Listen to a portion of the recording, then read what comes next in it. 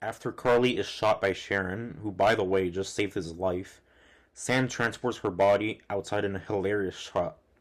This person who blew up buildings, threatened Sam's family, tried to kill Sam, Bucky, and John Walker, almost burned a bunch of senators alive, stole resources, and injured civilians in the first episode alone, in an effort to destabilize the world's geopolitics because she's upset she could not take advantage of a world tragedy anymore. And I guess we're supposed to be sad about that. We open with the senators thanking Sam for saving them, with a complete lack of reaction from Sam.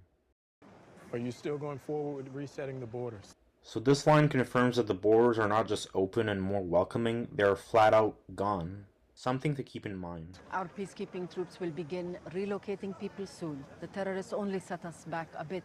You have to stop calling them terrorists. I mean, they literally use lethal violence on civilians in pursuit of political aims, which is the literal definition of terrorism. Your peacekeeping troops carrying weapons are forcing millions of people into settlements around the world, right? What do you think those people are going to call you? What a false equivalence. Are you saying they deserve to have members of their personnel killed because they relocated people on their side temporarily because of a crisis? These labels, terrorist, refugee, thug, they're often used to get around the question why. So, none of these terms are pejorative, Sam, unless you count thugs. Refugee is simply someone who is fleeing from their country. It's a term most refugees would not be upset to be called with. Terrorist is an extreme term, but the Flag Smashers have more than earned it. Yes. And the people who reappeared only to find someone else living in their family home. They just end up homeless. Finally, someone asks a good question. Why are the governments evicting people from their homes? This question from the senator highlights the moral complexity of this issue and how pleasing one side will result in another side being upset. Look, I get it, but you have no idea how complicated this situation is. Alright, Sam, this is your chance to say something useful. Tell them something that can be put to good use. You know what? You're right. And that's a good thing. What? You just admitted you don't know anything about the situation and you think that's good? That you're in a position to lecture them? We finally have a common struggle now. Think about that. No, Sam, answer the question. Tell them how they're supposed to do the situation correctly. For once, all the people who've been begging, and I mean literally begging for you, to feel how hard any given day is, now you know. Imagine unironically victim blaming the people you just saved, who just survived a near-death experience, simply because they have to deal with a really complex problem instantly. For once, all the people who've been begging, and I mean literally begging for you, to feel how hard any given day is, now you know. How did it feel to be helpless? Now, if you could remember what it was like to be helpless, and face a force so powerful it could erase half the planet, you would know that you're about to have the exact same impact. This isn't about easy decisions, Senator. You just don't understand. I'm a black man carrying the stars and stripes. What don't I understand?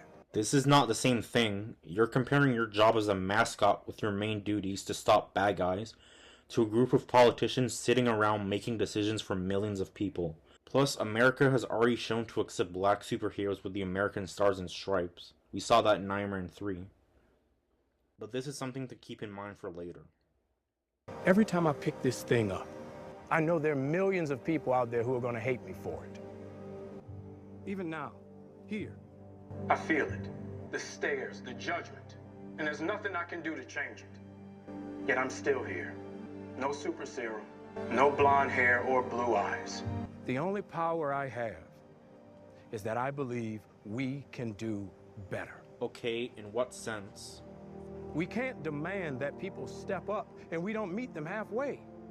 You control the banks. Shit, you can move borders. Okay, have we gone off the rails? No, governments can't control the banks. We can't just ask them to print more money. And you can't just move borders. It would completely screw over the idea of sovereignty. You would be destroying people's cultures and their way of life in general. You can knock down a forest with the email. You can feed 1 million people with a phone call.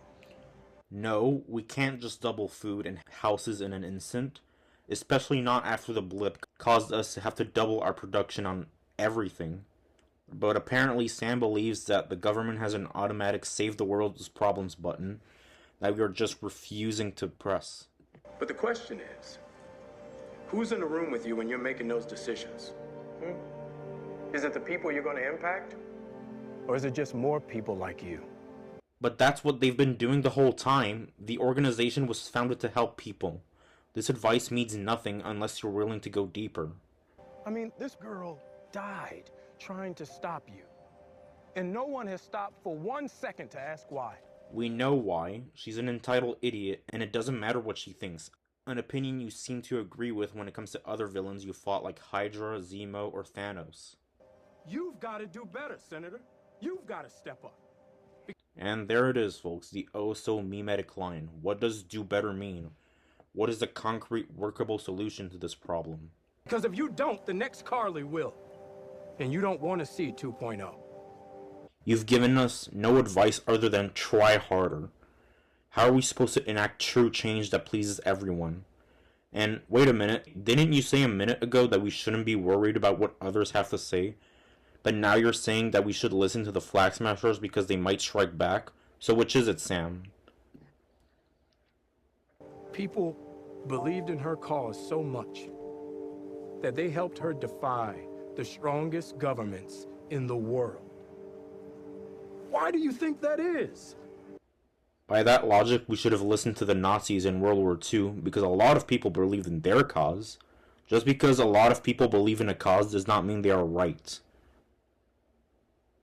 Look, you people have just as much power as an insane god or a misguided teenager.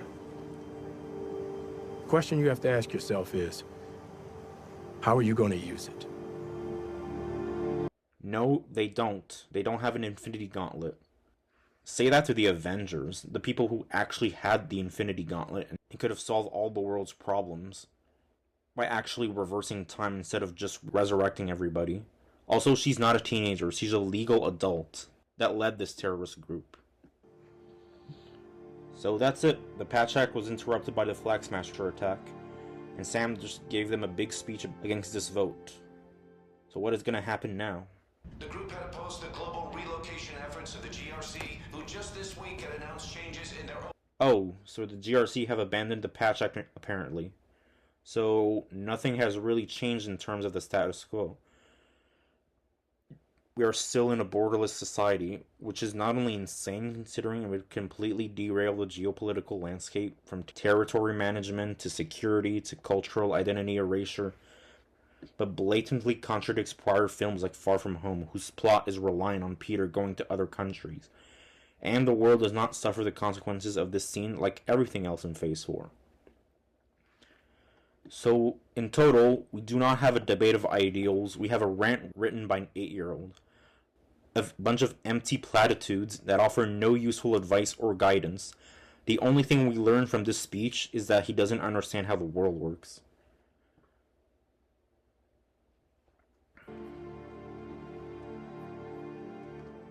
So, now that we have our two scenes, what is the main difference between these two political debates? Well, I think it boils down to 6 factors. Number 1, parallels to the real world. The Sokovia Accords pose a question that is relevant to today's world. The disregard of vigilantes towards international law and collateral damage. The Flag Smashers' ultimatum does not. Killing half the world at once and resurrecting that half 5 years later cannot happen in our world. Number 2, build up. The Accords are the result of several movies worth of foreshadowing and breadcrumbs of previous events in the MCU. Up until those accidents became too much, the world needed to respond. The state of the world post-snap and blip was information invented for this show, stemming from the event of one film, and only exists because of the lack of care for the world building in the 5-year time jump. Number 3, showing versus telling. Civil War gives us a clear visual evidence in the form of footage from battles that give us concrete proof of the reckless acts of the Avengers. By contrast, we never see the GRC's daily operations, or what the life of the Flag Smashers was before the unsnap. We therefore have nothing to compare to and no sure way of determining who's at fault, or why we should empathize with the point of view of the villains. Number 4, accountability of the protagonists. The Accords are all about questioning and reevaluating the consequences of our main characters, putting their actions in a different light. In Sam's speech, the blame goes to a bunch of nameless stock politicians so the audience can use them as a punching bag, while the Avengers' role in reversing the 5 years with no preparation or mitigation goes entirely unmentioned. Number 5, consequences. The Accords end up transforming the heroes from beloved private super beings into disgraced icons, with half of them fugitives, one injured, and one distrustful of his former friend, setting the stage for their eventual loss in Infinity War. In Falcon and the Winter Soldier, there is no status quo change. We're still in a borderless society, which is a status quo that is not reflected in any other MCU media post this show. And finally, number 6, argumentation. In Civil War, we have 6 main characters discussing an issue with constant back and forth, and the ultimate resolution coming down to an acceptance of one's determination rather than one side winning. In Falcon and the Winter Soldier, we have a childish rant from the protagonist, with senators being prevented from contributing and accepting every stupid word like docile puppies and never stand up for themselves, while the secondary main characters congratulate him for it. It's entirely one-sided, with Sam being the clear winner of this debate, despite all the signs pointing to the contrary.